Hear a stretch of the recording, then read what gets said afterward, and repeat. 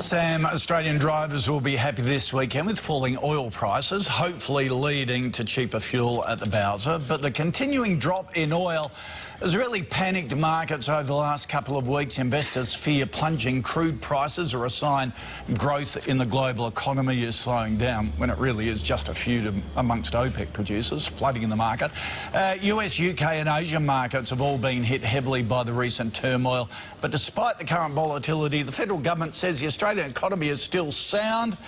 Well, is the Australian economy under control? The Federal Treasurer, Scott Morrison, joins me now. Good morning to you. David. It's a constant theme of mine. It annoys the hell out of me that everyone is so glass half empty at the moment, when in fact things are actually pretty good. How sound is the Australian economy? Well, when you look at what's really happening, more than 300,000 people got a job last year. Yep. One of our strongest years of jobs growth since 2006. Business conditions are at 7-year highs. Cost of finance is low. Households, they've been paying forward on their mortgages. Their balance sheets are looking good, as our businesses. So we are in a good position, relatively speaking, around the world. So, yeah, sure, there's volatility. We know all that. And we particularly think about independent retirees when you see the volatility in the markets over the past week. But when you look at the real economy as opposed to what happens in the financial markets, there's a good story about Australia, and particularly with the dollar where it is, what that means for our tourism industries, what it means for our exporters. We are well placed, but we can't stand still. That's the real issue. You know, we've got to continue to get expenditure under control. We've got to get our tax system in a place where it doesn't penalise people who are out there working and saving and investing. So on that, getting the tax system under control, you've flown a lot of kites over the last couple of months on things you're thinking about.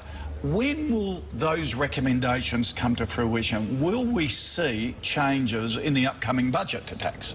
Well, what you'll see in the budget is the next sort of instalment of what we're doing in this area, but the issues on broader big tax changes, I mean, that will be put to the Australian people at the election. But the issues of, as we work through the various issues on tax, and whether that's on superannuation or other issues like that, we'll have a steady process, I think, of bringing the Australian people along with us on these issues and explaining these changes. And that's important. But the ultimate point is this, David.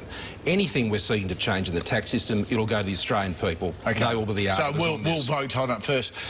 Speaking of that, you're saying there's too much volatility for an early election. Does that mean you'll go the full term? No, well, the Prime Minister said we're going full term, but my point was this.